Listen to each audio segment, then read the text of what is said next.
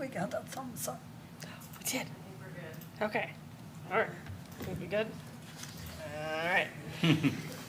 Welcome everyone to City Council work session. It's Monday, June 29th, 2026 at about 4:43 p.m. in the Thomas J. Smith Council Chambers, City Hall, 400 Washington Street, Burlington, Iowa. First up, we have our discussion items, and the first one is the Treasurer's Report.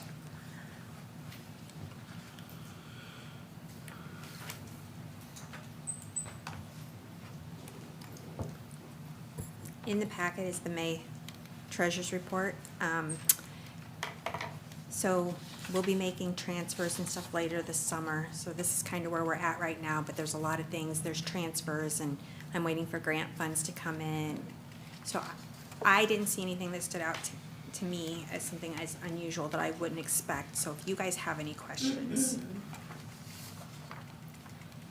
Any questions from the council? No, Okay. All right, thank you. Thank you very much. All right, and next up we have the 400 block Jefferson Street mural. And we have Amy White. Excuse me. Welcome. Thank you, Eric. Thank you so much. Good afternoon, everyone. I'm Amy Moyner. I'm the Executive Director of Downtown Partners, a division of the Greater Burlington Partnership, and I brought with me Stephanie Breakville and Elizabeth Pappas, who are part of the Design Committee. I will list out the Design Committee later on, but Kay Weiss also serves on that for us, so thank you so much. But we are going to be talking about the 400 block mural, but of course, whenever I'm in front of you, I have to remind you of some things. First off, we are part of Main Street America, a national accredited program, and also part of Main Street Iowa. There are 54 other cities in the state of Iowa that are part of this program. We are celebrating our 40th year of Main Street in downtown Burlington, and so the picture on the left was April of 1986, the ribbon cutting of the Main Street program, and we recreated that this last, was it May, I think, we were out there, during a farmer's market with our block captains. So I'm going to tell you again, like I always do, our vision and mission. So the vision of downtown Burlington is to be a unique and vital downtown that celebrates history, encourages entrepreneurial spirit, artistic expression, entertainment activity, hospitality to visitors, and instills a sense of place in the community. Downtown Partners, Inc. is a volunteer-driven Main Street program established to preserve and revitalize downtown Burlington while improving the quality of life of the community. And so I say that because we're going to be talking about this project and all the projects that we do. We hope that it encompasses both our vision and mission when we talk about it. I've talked about the numbers before, but we've had a lot of accomplishments in 2025. 7 new businesses opened in downtown, and now we've had 3 or 4 already open in 2026 with another 3 opening soon. 2 businesses expanded, 15 new residential units added. We had $15 million of private investment. I know everyone thinks Tiger Project's a lot of that. No, private investment is happening. 15 million this last year and 50 million since 2020. And all the other fun things, lots of volunteer hours. So just covering real quick our transformational strategies, because again, this goes into this project that we're talking about. First is our transformational strategies are business retention and growth. We want to be sure that we retain our businesses. So out of 52 new businesses that we've opened up in the last 5 years, only 10 have closed. So we give them the support needed to stay open through different marketing, also professional development and tools that they need. Social gathering spaces, so events with social gathering as well. So always trying to find those spaces where the community can come and feel as their third place, being downtown. And then residential amenities as well. We're still working on a grocery store, still trying to work on more of those amenities for our residents and our community. That just shows our goals for the year. So our design committee, what we're working on, we're always working on aesthetics in downtown. Benches, holiday decor. We do public art. We have had cleanup campaigns. We do the Blade Sign grants. We have our flower planters and our flower planting, but also fundraising for the new flower planters as well. So different art in downtown. You can see some of those pieces here. In 2021, Design Committee helped with a leadership class project, putting the mural on the side of the Drake restaurant overflow there. And then also, we've helped with the Art Center murals on 3rd Street, and also different projects being a catalyst for more art in the downtown, such as the 300 block alleyway, 8th and Jefferson. We did some dumpster painting, and the latest piece was on Central and Washington there on the LGH warehouse. So lots of art happening, popping up in downtown, and we're just happy to celebrate that. So art helps with growth, vibrancy, and that sense of place. And every dollar invested in the arts generates an average return of $5 in economic activity. So we want to see more art and more artists in our community doing these fun things and generating more money for us. So this is the dumpster painting we did last summer during, it was like the hottest farmer's market ever. But here's some of those other pieces I was talking about. So art also brings great photo-worthy selfies and things like that as well. So we see the busted cup down below. Again, the Art Center put a mural, those collaboration of murals on their building, and then that one catalyst piece, the Welcome to Burlington, that happened in 21-22. So this 400 block wall has been staring at us. It's a blank slate, needs something there. So I just want to put you in the mind frame of where we're at. So this is the 400 block of Jefferson. Over to the left, bottom left, that's Muntz. Underneath there's the loft. We've got some services. Under there, Lorena is under the canopies. And so that's the wall we're talking about. The total of that wall is about 750 square foot. So design committee has been looking at this since, when did Tiger in? 23, 24, and trying to think what that could be. And so they got together, and we just said to AI, of course this is AI, okay, this is not us, AI renderings, what could this be? Some of the committee members wanted to see abstract art. Some wanted to see music to go with months, and also farmers market. We always have the music down there in that block. We wanted to talk about our history, our timeline, the railroad, the steamboats, things like that. And then we talked about prairie grass and Aldo Leopold being part of that as well. So what happened was we decided on an Aldo Leopold theme for this. There are a lot of cars that park there, so we didn't really want interaction with that. And so we sent an RFP to the artist, and I'm going to have Elizabeth read that RFP to you just so you can understand the mindset of the artist before we show you some of those things. So downtown Burlington is seeking proposals from artists to create a mural on a new retaining wall located in the heart of downtown. This wall is part of a streetscapes enhancement project and is visible from the street. While the wall will not be a space for direct interaction, the mural is intended to serve as a subtle, beautiful backdrop that enhances the downtown environment.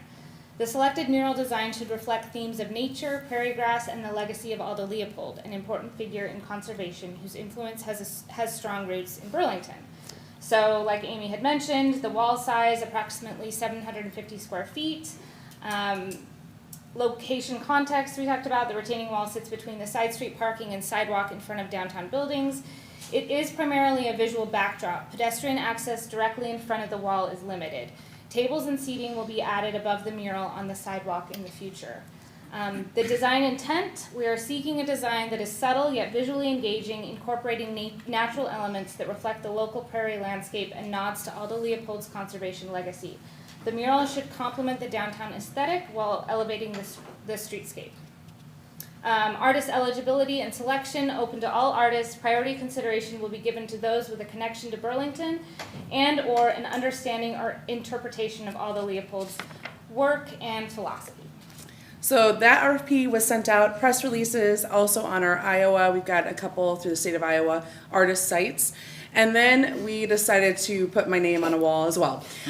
So this was an AI rendering. Elizabeth and I did go out and actually chalk that on for a fun video. But ultimately, we sent this as a press release. KWQC, WQAD, Des Moines Register all picked that up. And so we had 27 artists reach out. 10 of those actually applied. And from those, the design committee narrowed it down to 3 artists. So those artists Erin Cartel, she is a local artist. This is some of her work that she's done prior. She's well known at the Snake Alley Art Fair and at the Art Center. She just won an award this last week and a half. Yes. So you can see very natural, uses some vibrant colors there, but that is one of the artist's work. We have David Mumma, and his work, he's raised in Burlington, studied conservation, and is a huge fan of Aldo, as you can see by some of his pieces. So those are some of his sketches there. And then we had Shane, Mayahi. Yep. Shane is a local artist. He's at the Art Center at Aldo Leopold Intermediate School. He volunteers with the Leopold Landscape Alliance, and this work here, it can be seen, those 3 murals in the middle-ish there. Those can be seen at the Catfish Corner at the Historical Society. So those are our 3 artists we've narrowed it down to. Now what we've asked them to do is kind of give us some renderings. They're not all complete yet, so these are just some of those proposals to show what some of that art could look like on that wall. But all 3 are amazing artists. So not only do we want to do that, we also would like to add Leopold benches. So some of the problems, I won't say problems, some opportunities that we have on that block is more seating. So Tiger Project went through and thought that maybe restaurants would be in that location on that north side of the block. They might add cafe seating. Unfortunately, we don't have businesses like that there, and so we thought a great tribute to Aldo and his legacy would be Leopold benches, where you could kick your feet up and just relax and enjoy the downtown in that block. Maybe you sit and are welcoming a friend to come over and have conversation, or a stranger, or maybe you just want to people watch.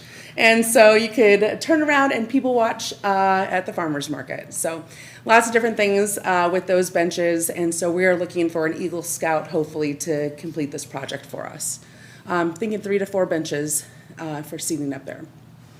So our timeline, so 2024, Design Committee identifies that the new ADA concrete retaining wall is a future project for public art.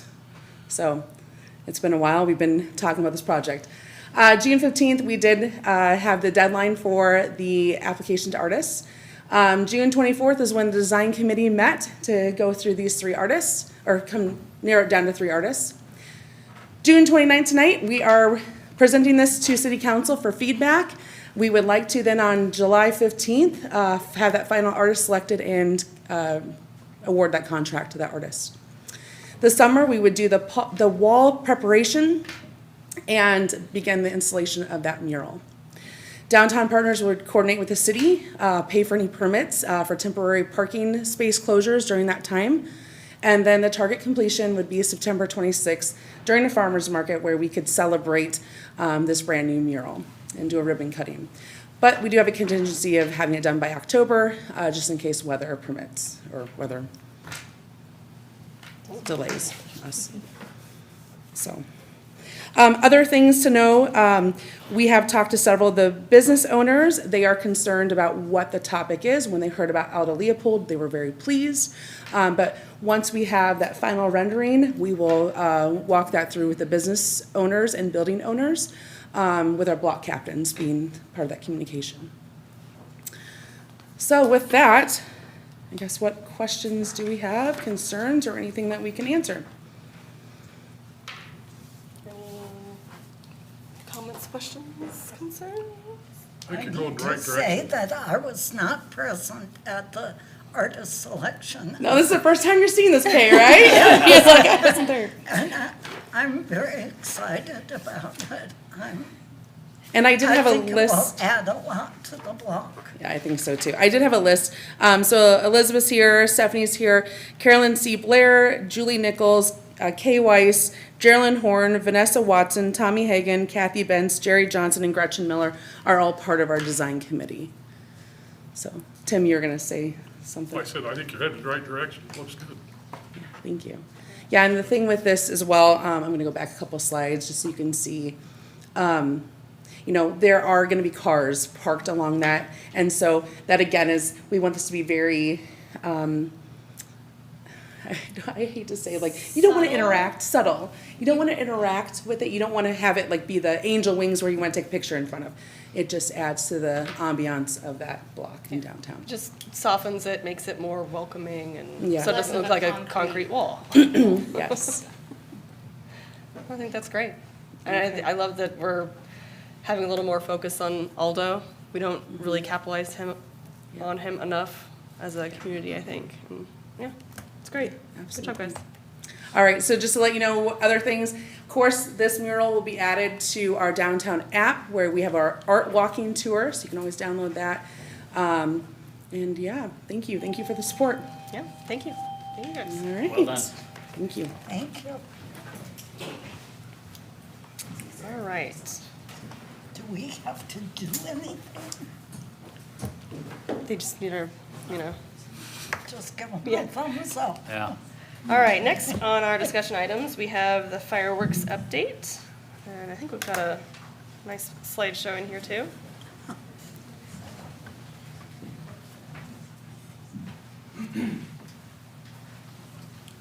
Good afternoon. Following Amy's a tough task, but I'll try it. Just here to give an update, fireworks as they pertain to the city of Burlington. Feel free to ask me any questions as we go through. Burlington City Code, section 51.12, I'll read it to you here, shall be the municipal infraction to discharge consumer fireworks in the city limits, except on July 3rd between the hours of 9 a.m. and 10 p.m., July 4th between the hours of 9 a.m. and 11 p.m., and then on New Year's Eve from 9 a.m. to 12:30 a.m. extending. I'll summarize that again. On July 3rd, 9 a.m. to 10 p.m., July 4th, 9 a.m. to 11 p.m. is what we're talking about this next week. Any other time outside those dates and times, it is a municipal infraction in the city of Burlington. And do we have a net to drop over them when they? I do not, no. Continuing on, looking deeper into this code here, just want to touch on, it shall be a municipal infraction for any person to discharge any fireworks while intoxicated or under the influence. I think that's just a point that I wanted to drive home. Again, even if you're within the days and the hours, the location of use is also important. Fireworks may also only be used on private property with the owner's consent. That fireworks are not permitted in public property, parks, right-of-ways, streets, anything like that. So again, the date, the time, private property is what we're looking for here. Novelty fireworks, they remain legal. Spot novelty is defined as sparklers, snakes, and snaps. Those are sold at your local vendors, Target, Walmart, outside of the fireworks vendors. They are legal at any date and time. The purchase of fireworks, Iowa State Code 727.2 allows the sale of consumer fireworks June 1st to July 8th. What we adopted in the city of Burlington is the purchasing of fireworks, right? We adopted the state code with the exception that they are not authorized for use on any other day other than July 3rd, 4th, and December 31st. Just touch on the opportunity here for firework safety. Having a bucket of water nearby for sparklers once they've extinguished, throw them in that bucket of water and just leave them be. Never relight malfunctioning fireworks. Never put your face over malfunctioning fireworks. And then always maintain a safe distance and be cognizant about what you're doing. What we really recommend is the local approved fireworks displays. There are many of them listed there. The ones in the city of Burlington are the Bees Community Field, the Golf Club, and the Symphonic Blast a little bit later on July 11th. And then other local is West Burlington Days and Sperry Fireworks. The dates are listed there as you see them. Reporting fireworks concerns July 3rd and July 4th is a very busy day for us, even busier for people in DESCOM.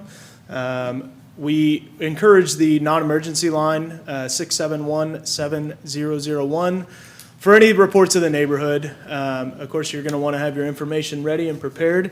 For the details, we're encouraging those to dial 911 only for emergency.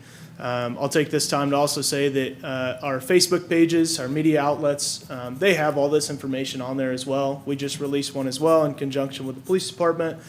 So all this summarized information is being blasted via media outlets.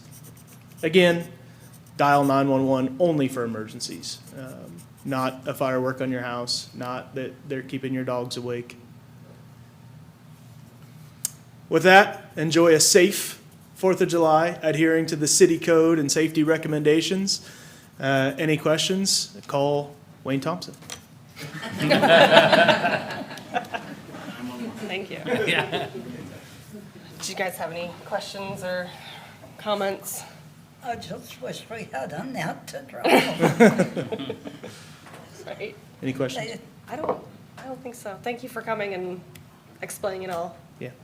every year. Thank you. We need it. Thank you, well Thanks. done. All right. Up next, we have our board and commission reports.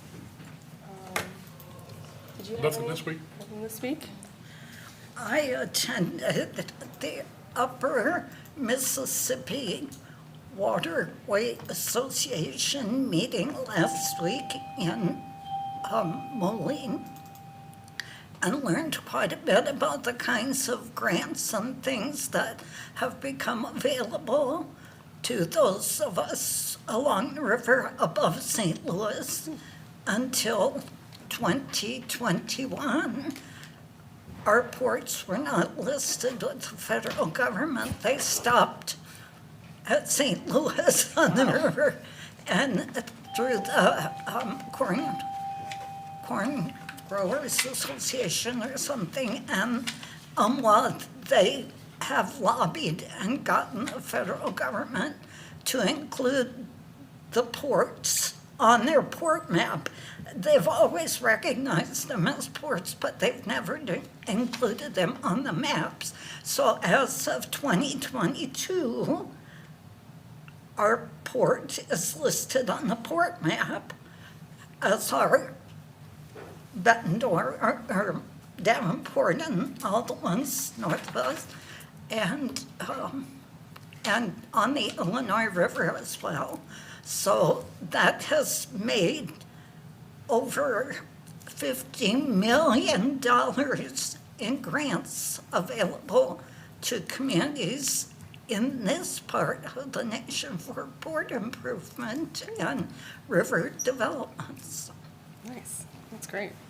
It was Good to hear. a very interesting meeting, and there will be another one in Canton, Missouri in July. Very good. All right. I did have a meeting with the renewable energy, and we talked a little bit about the Drop It program and thinking about getting some more clear signage and trying to figure out a way to promote it a little better and explain it, because it's not really super clear about the process on even Drop It's website. Like how many you're supposed to put in, or what the glass is supposed to be and what counts, what doesn't. Yeah, so just kind of going through that. So talking about doing some educational things at the farmer's market. And yeah, that's about it though. I don't have anything else. All right, if you guys wanted to leave, you can. I know you don't. That's the end of our discussion items. Now we're gonna talk about everything else. So I don't know. No hard feelings. You all have to stay though. Thank you guys. Thank you. Thanks. All right. Next we have the proposed regular agenda for July 6th, 2026. We'll have a proclamation, Parks and Rec Month. That's exciting. Did you want to talk about that at all? No? It's just, yeah. And we will have the swearing in of Wayne Thompson. as police chief for the city clerk. It's gonna be a party that day. Yes. Do you have any? Big time party. Yeah. We're excited. And next we talking about our resolution rejecting bids for the 2026 Seal Coat Streets resurfacing project. This is always a bummer. So in front of you, we had hoped to have an award bid for the Seal Coat project. So we did a bid opening last Tuesday, and we received one bid in the amount of $631,155.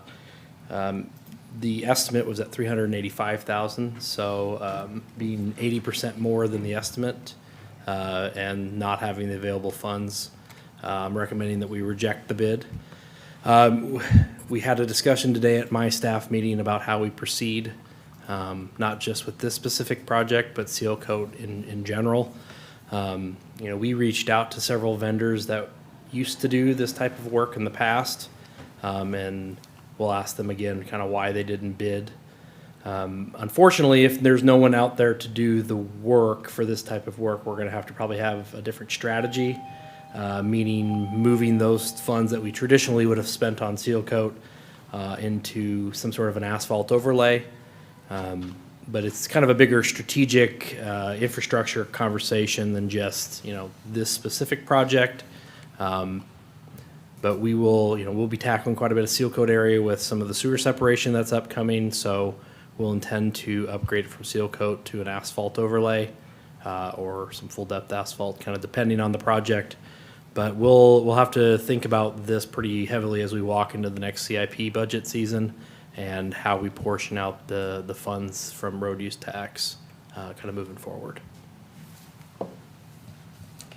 Any- I'll just put this out there, excuse me. There was a day when the fellows out at Public Works did the seal coating, and it was never better than when they done it. Yeah. I know it'd be real expensive to get back into that and get all that equipment in, but Yeah, I mean, we could price out some equipment on what that would take. One of the things that even if we were to move the money over to asphalt, the dollars in asphalt won't go as much as they did in Seal Coat as far as number of linear foot. So you're still going to have a shortfall on some of those roadways that are nearing their end of life. So they'll have to essentially be patchworked now to kind of hold them together.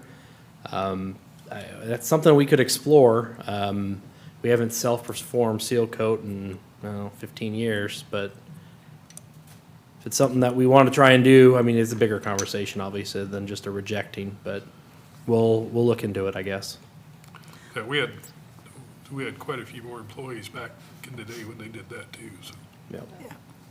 So are you saying that the companies just don't want to do this anymore? Is that? Well, one that we've had in the past is no longer in business. One that's down in Keokuk area, I don't know that they don't do it anymore. One of the things that's different maybe than what, the whole state of Illinois, they seal coat a lot of their county roads.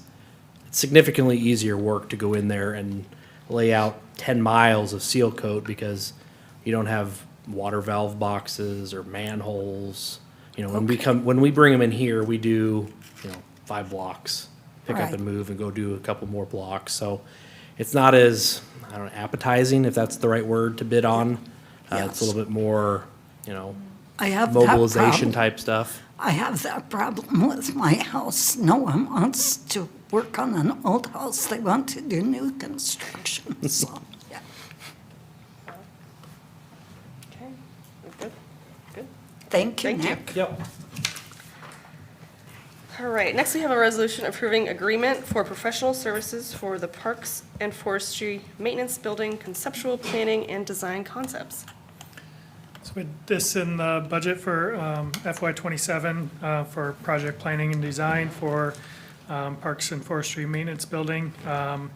Engaged with Carly Nelson to start that process, and they submitted a proposal that's in the packet in an amount not to exceed $25,000 for initial concept designs. This will include a code study for the facility, evaluate the building site or sites, develop a space program, prepare a conceptual floor plan, prepare a conceptual overall budget, and provide a report. So kind of initial stages of trying to identify what is the actual cost and needs of the department for the facility and moving that forward through the process. So it's a time and material agreement with a not to exceed $25,000 for that work right now.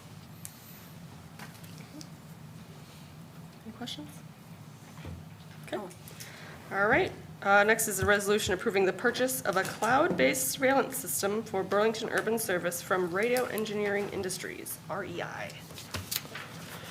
So this resolution would install a new cloud-based camera system on the Burlington Urban Services fleet. I think I highlighted probably a little bit better than what I'll say verbally here, but we have 4 buses that have an existing camera system. That system is no longer maintained or supported by its vendor. So we need to do something about those camera systems anyway. That amount to upgrade them to the current type operation is $14,000. And so what I'm proposing is to make a change to the whole fleet to a cloud-based, so there's a cellular network on the buses. The video feed is broadcast to a web browser. And so, you know, bus 736 is out on the road. I could pull up its video footage live on a web browser. Under current operations, if there's an incident on the bus has to come back to the facility. We have to pull a hard drive, and then we have to connect it to the appropriate computer because there's software that makes that programming viewable.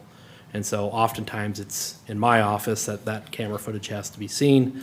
And so the bus has to kind of come off its route, do its thing, or has to wait till the next day. And so the proposal in front of you would cost $31,211.60 to outfit all of the buses with new new computer cellular network type stuff. There will be an ongoing cost associated with the licensing and the cellular system, so that's $6,800 a year.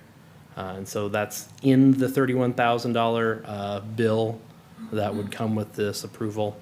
So we would have to budget for it in the following fiscal years. From an efficiency standpoint of my time and my staff's time to be able to get video footage in our hands pretty quickly, I think is a major bonus.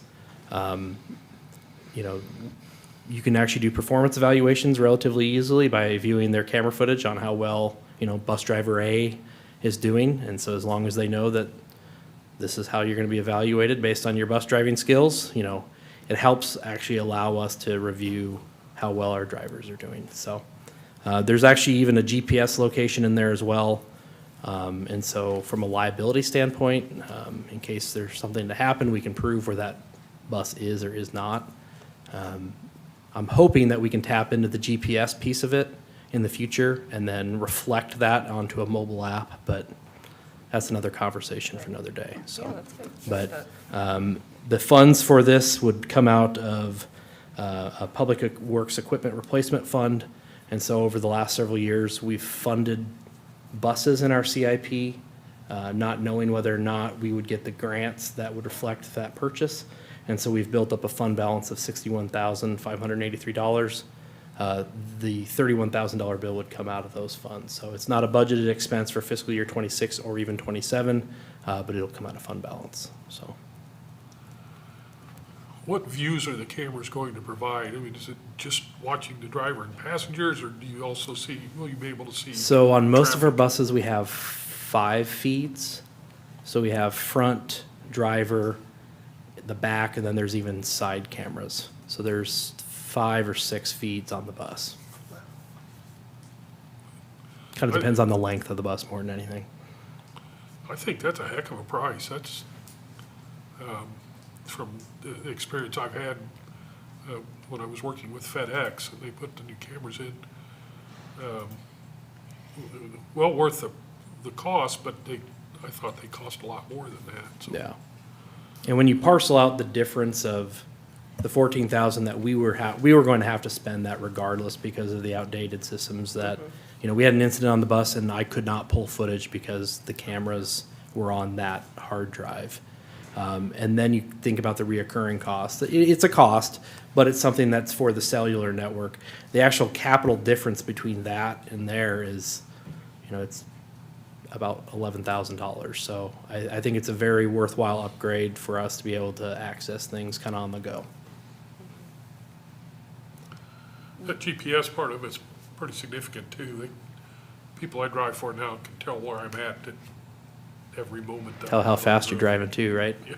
That's an important thing from my perspective as a supervisor. And how fast, and a lot of people can tell that, so you gotta obey the laws. You do. So with this equipment, once it's installed, say we get a new vehicle, not even maybe a bus, maybe a conversion van or something, you know, could we move that equipment to a different vehicle?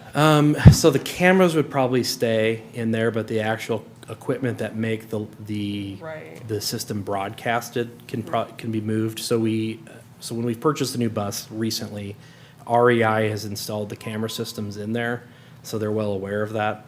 And so we'll just we'll get a price when we purchase the bus to just have that system brought over. Right. So it might mean bringing down the old system, but adding a new one on the new bus. Okay. Any other questions? Great. Yeah. Okay, sounds good. For safety, it sounds like a great thing. All right, we move on to the proposed consent agenda. And up first, we have our lovely resolution approving nuisance abatements for various properties. Only 2 pages. Oh, it's growing. All right. Next, we have a resolution approving the appointment of chief of police. Any comments on that? No? Yeah, it's good. Oh. I had no comment. I was like, oh, what do you got?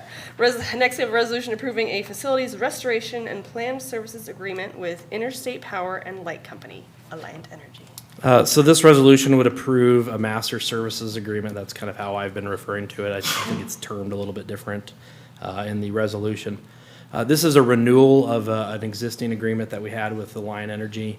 And so we at the City of Burlington own a certain amount of lighting and electrical infrastructure that we don't have the equipment to kind of operate and maintain.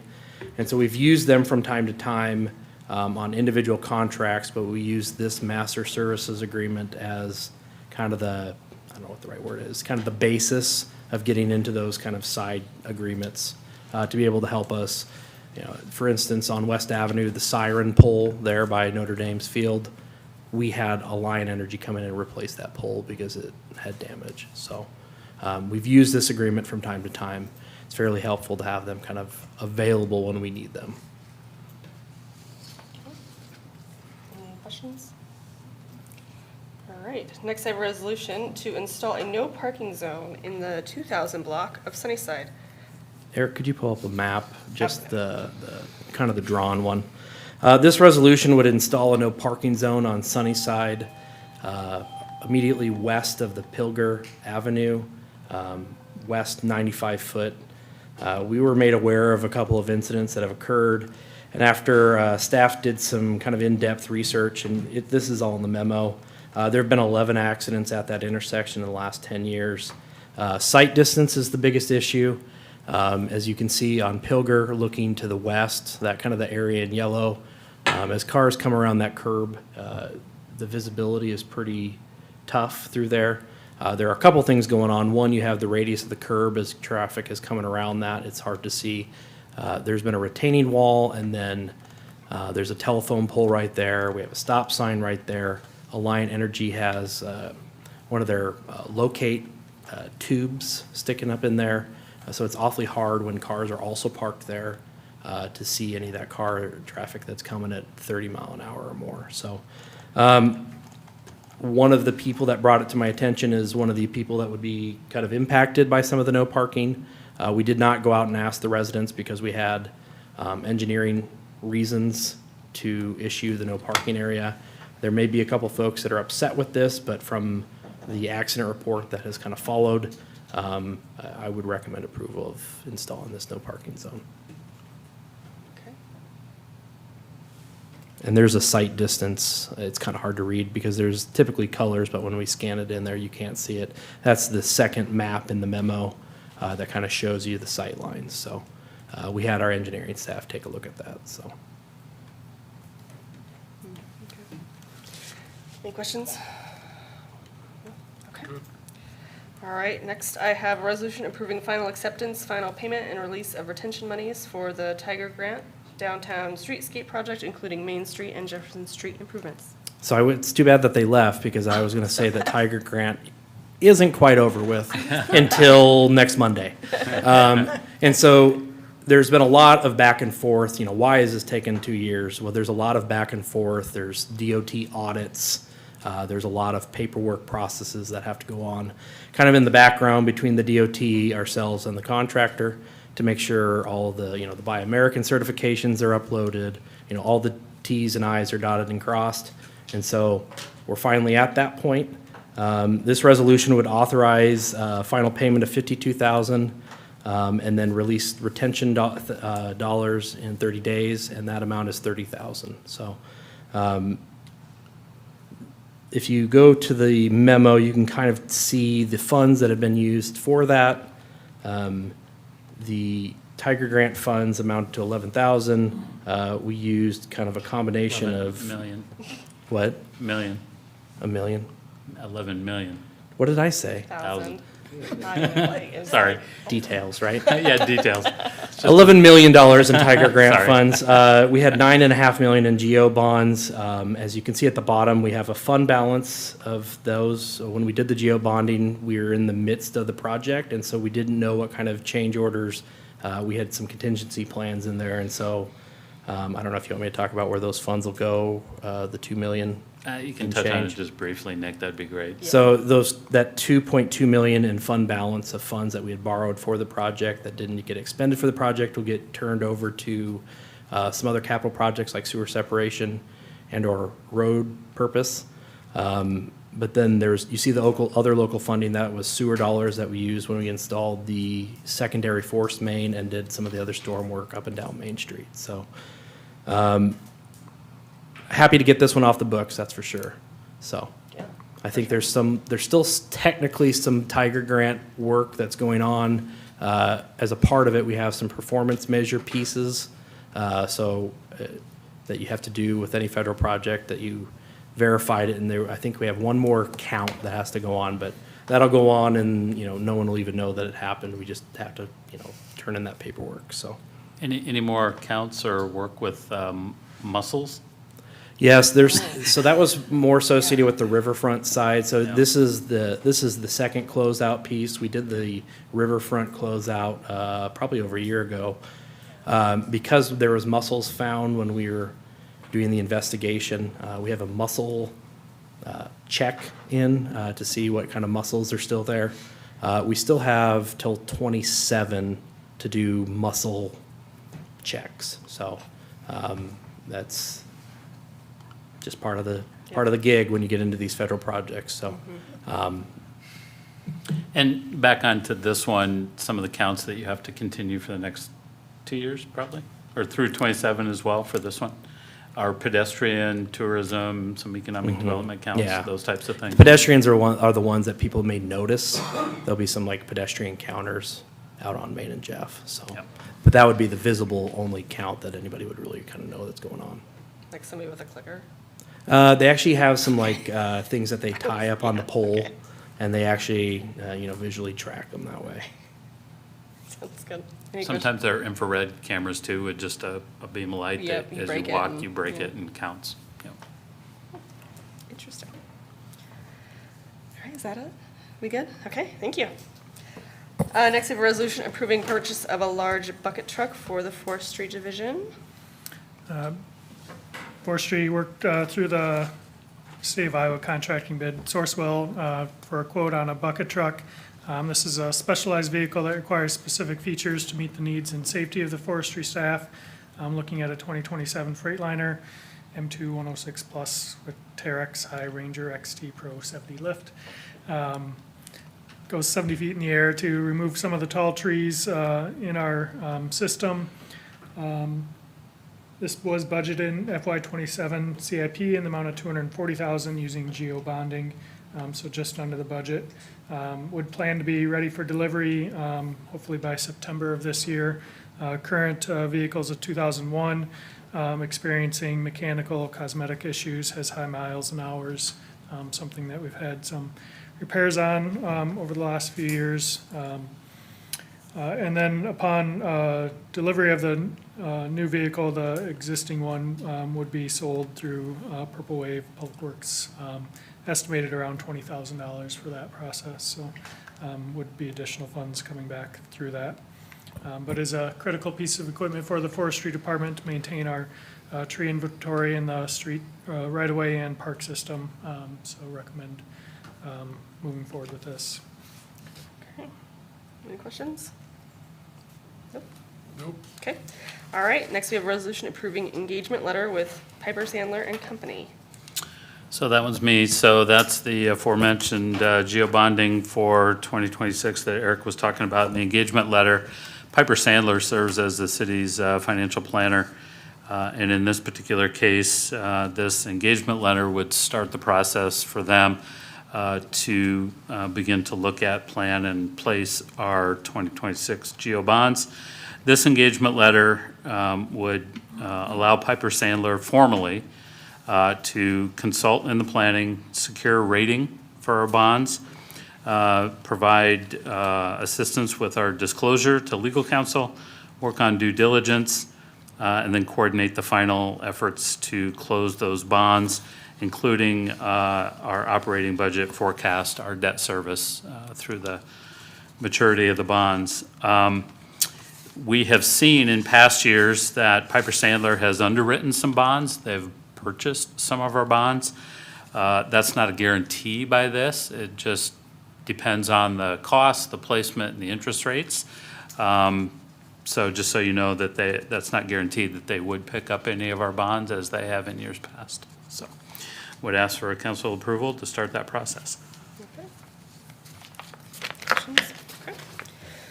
Next, I have a resolution approving 28E agreement between the City of Burlington and the Burlington Community School District for transportation services for 2026 through 2027. This resolution would approve an agreement with the school district.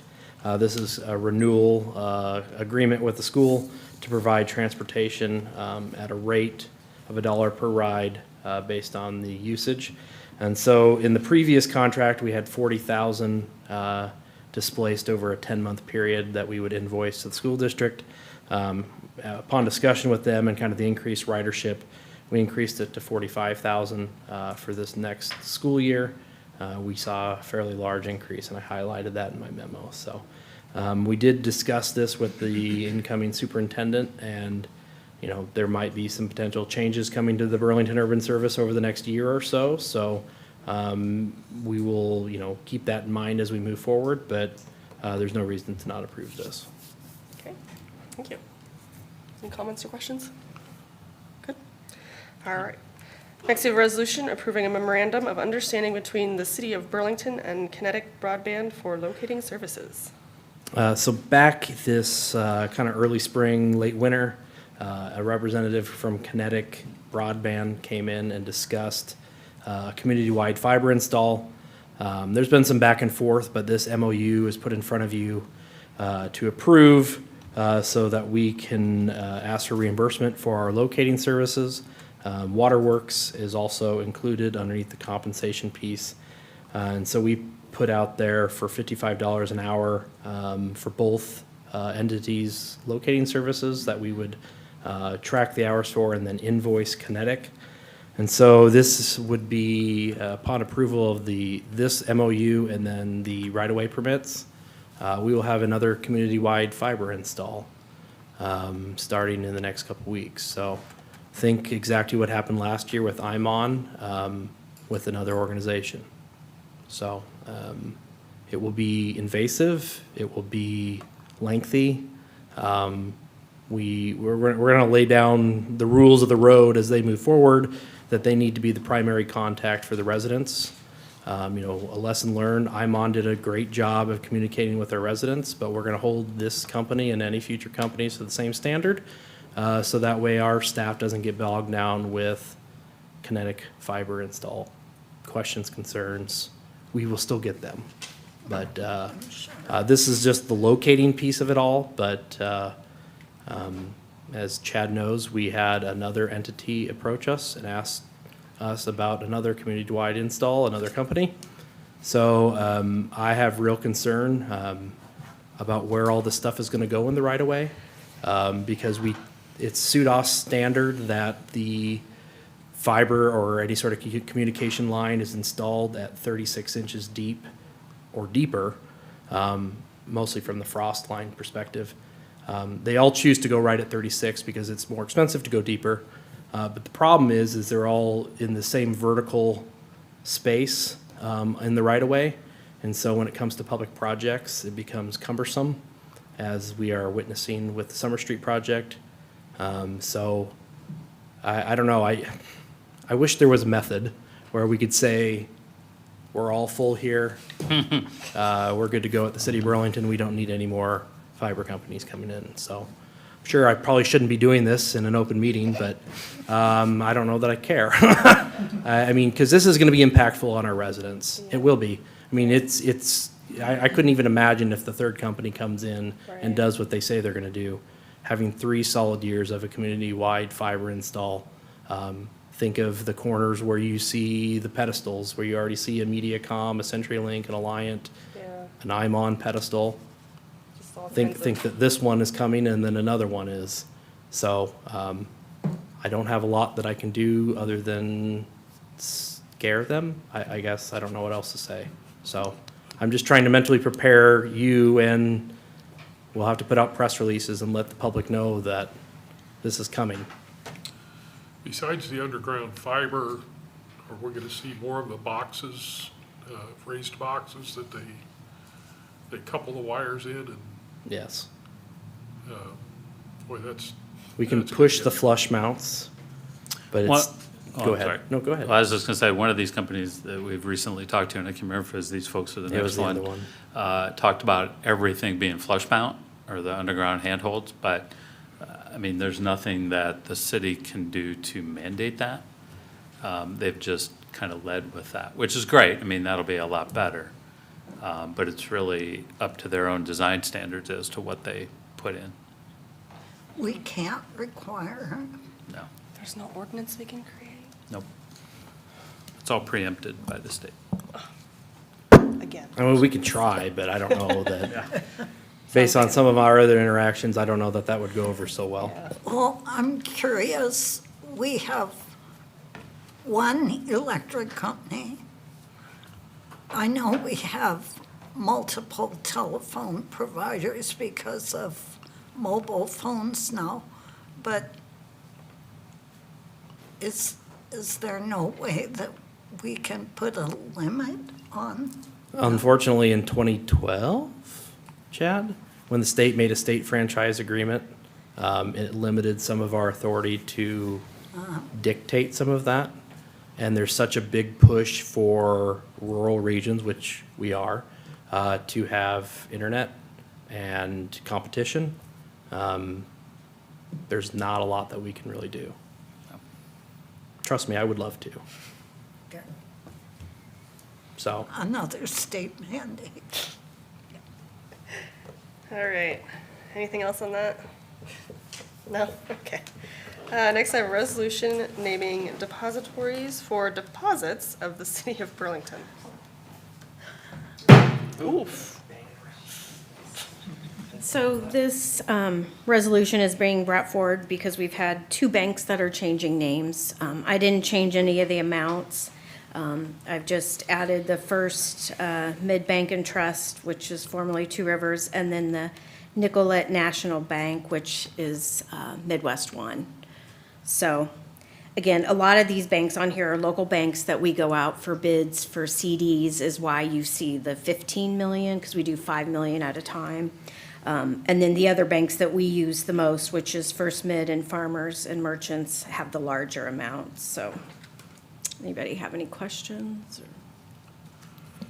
I just have a suggestion that maybe we look at banks other than First Mid for the higher maximum deposits. Based on information, they aren't going to be as friendly to the community as the previous owners. I think we ought to go with the ones that have produced the most for the community and continue to. I don't know how you come up with that figure, but does that make sense, Stephanie? Yeah, I mean, we can explore our options. Most of the money at First Mid is in a money market, so it would be finding another bank that maybe would take a large amount and give us a good interest rate, so, Or divide it up into a couple of smaller money markets or CDs. And yeah. Stephanie and her team do look at that at least a couple, 3 times a year because we have kind of rolling maturities and that. So, and this is a resolution that can be looked at any time as those deposits may or may not change depending on RFPs. Thank you. Thank you. Next, we have a resolution authorizing an application to the U.S. Environmental Protection Agency for community project funding assistance for the Mississippi River Interceptor Design Project. So this is an application for a U.S. EPA grant. This is reflective of the first iteration of community project funding dollars that we were, I guess, awarded. So we have to apply for money that we've already had our ability to do. So this resolution essentially authorizes us as staff to execute the application process for the EPA grant. It's $1.7 million in it used to be STAG, which was, I don't even know what it stands for, but we were going to use it for the Mississippi Interceptor, and we were going to use it primarily for engineering costs to try and use these dollars. So, Okay. Sounds good. Next, we have a resolution approving bid for construction of an open-air shelter building in Perkins Park. Parks Department has received donated funds for construction of a shelter building at Perkins Park. It was been identified as need. We've had a lot more use at the park with the pickleball, disc golf, and just the other uses in that park area. Not just for those, but a lot more use in that park, which has been great that we've seen over the last year. But have had an individual donate funds. Those are used to purchase beams from the former Jewish temple on Division Street from the Heritage Trust for construction of a shelter at the park site. Would be on a portion of the existing asphalt just to the north of the pickleball courts. There are 2 courts there, basketball courts. One would remain similar to what we have at White Park on Angular Street. We have a shelter on the court there, so this would be at the front section. And did solicit bids for this project and posted it, received 2 bids, low bid of $47,999 from Myers Construction of Mediapolis. And again, the donated funds would cover the entirety of the project. Wow, that's amazing.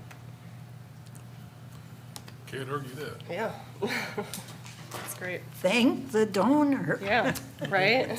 Thank you to whoever. And then last future discussion items, we have Nancy Napie Park. Some exciting stuff, I'm sure. We'll talk about, it doesn't say a future, when the future is, but it's okay. All right. I guess we will go around and see who has anything to add. Anything from the fire department? Starting with me tonight. Yeah. Thank you. Sorry. Yes, briefly, Deputy Chief Ramus really highlighted and hit the hard-hitting notes and points that we want the community to know about and where we reference our local and state rules.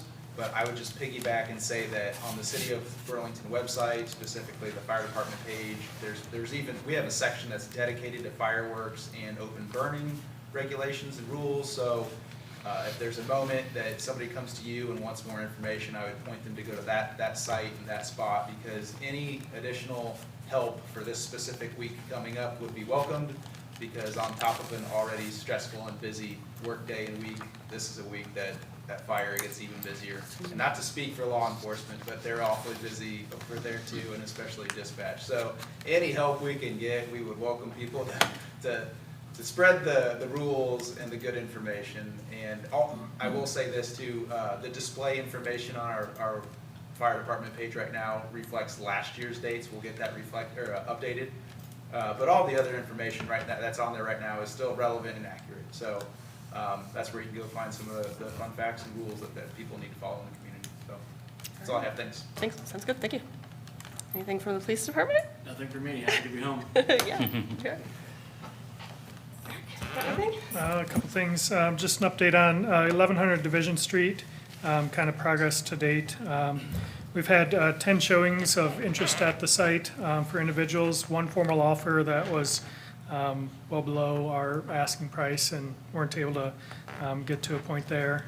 We are working with the grant manager, RSM, to the process to hire a realtor to try and move that forward. We have until December of this year to sold or occupied, figuring out what that is. It's currently listed at $169,900, but Angela has shown to quite a few people that have interest. They've been amazed at the project and property. Just weren't able to figure out ways for them financing-wise to come up with the funding to do it, but still feel positive based on that feedback that we'll be able to sell it, and hopefully working through RSM is always a slow process, so hopefully we can get a realtor on the project here shortly to move that a little quicker. Couple other things, did receive notice that are receiving the EPA funding for multi-purpose grant for cleanup of the Klein Center and some of their projects planning. So we'll have probably a agreement through the EPA bringing forward once we get that to move that project forward. Also, just a reminder, the pool open house is coming up next week, Thursday, July 9th, at the pool from noon to 1 and also from 5:30 to 7, trying to hit different people that have different hours of work, but come out, see some of the current renderings for the pool, and give your feedback on the project. We'll have a survey there as well, just to kind of update kind of what people see and what their thoughts are. There will be a couple food trucks there as well, so bring out your family and kids can see the current pool and current conditions, and then see kind of what the planned concepts are, and give your feedback on the direction that we're going and kind of what you want to see there. So Thursday, July 9th, noon to 1 and 5:30 to 7 at the existing Dankworth Park pool. Encourage everyone to come out and bring your families, enjoy the park before and after as well. There's a lot to do in Dankworth Park, so. Thank you. Oh, how about the back row? Just start and work our way down. Yeah. Yeah. Waterworks. Yes, water.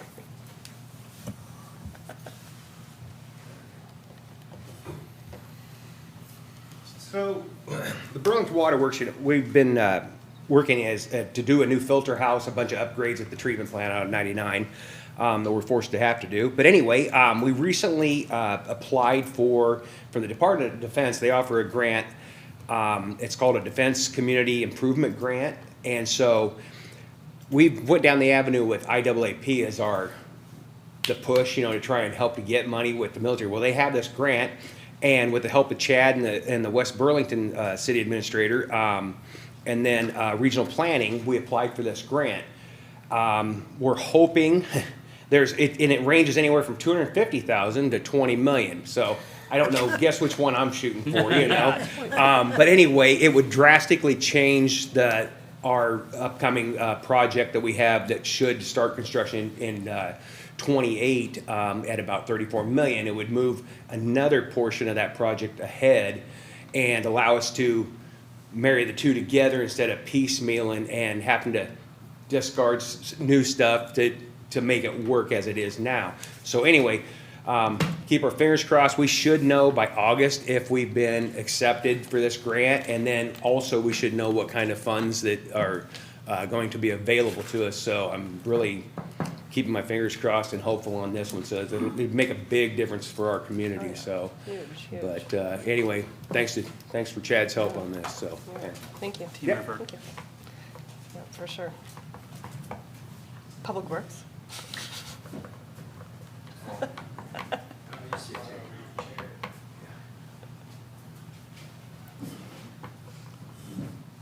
It's a holiday week this week, so staff is off on Friday, which means your solid waste pickup routes. If your pickup is normally on Friday, you were picked up on Thursday. So we actually do double duty. We pick up Thursday and Friday. So just so people have a heads up, we post the schedule out, but sometimes people forget. Is there a news release maybe on that one? for that? We probably Sometimes could you- do one today or tomorrow rather, and let somebody know, because inevitably we always have a bunch of calls the following day and say we Yeah. didn't pick up their trash, so. Right. The other items of note, the 8th Street intersection is getting closer. We had a little sewer snafu that had to get kind of buttoned up before they could make their final pours. So early next week sometime, the central exit onto Washington Street should be open back up, so. And then we still anticipate asphalt, but it won't act as full closures for up and down the whole corridor, so. Obviously, you can see the destruction out in front. There's still some time frame that we have left on that. They look like they're formed up for a pour sometime tomorrow, so things are moving there. That's good they're moving. Right. Wastewater?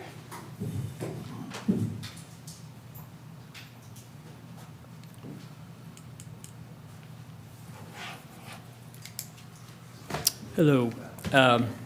So this fiscal year, the fiscal year '27, I have, our biggest project is our aeration blower replacement project. And I would like to extend an invitation to council. Of course, 2 of them are missing right now, but I'd like to extend that invitation to come down and check things out prior to the project. This is just to allow you to experience firsthand a project that is difficult to appreciate through budget sheets. Our existing aeration system is original to the plant, dating back to 1982. And then during the tour, if you guys choose to come, to experience the environment that the operators and maintenance team deal with. It's very loud. It generates a lot of heat. It's also a very basic system that is very inefficient. So the new system will replace those blowers with modern variable speed type blowers. Instead of operating at only one speed like the existing ones do, the new blowers will continuously adjust to the demands that are there instead of having multiple motors come on at a time. It'll be variable and it'll be exact, and more efficient. It'll be lower maintenance cost on that, less time spent on that. It'll be better control, it'll be quieter and cooler. So my hope is that by seeing the existing system before construction and then returning afterwards, if you do that, you'll have an appreciation for the improvements, not only in operational efficiency and energy savings, but also in the working conditions. So I'd be happy to arrange tours. Tim, are you thinking like a 5th Monday? Or some other time sooner than that? So to prevent open meetings violations, just have everyone come, Come differently, okay. or, either Yeah. individually or, the 5th What- Monday thing might do the trick too. When does the project start? So what's our deadline? You have probably plenty of time for the first tour.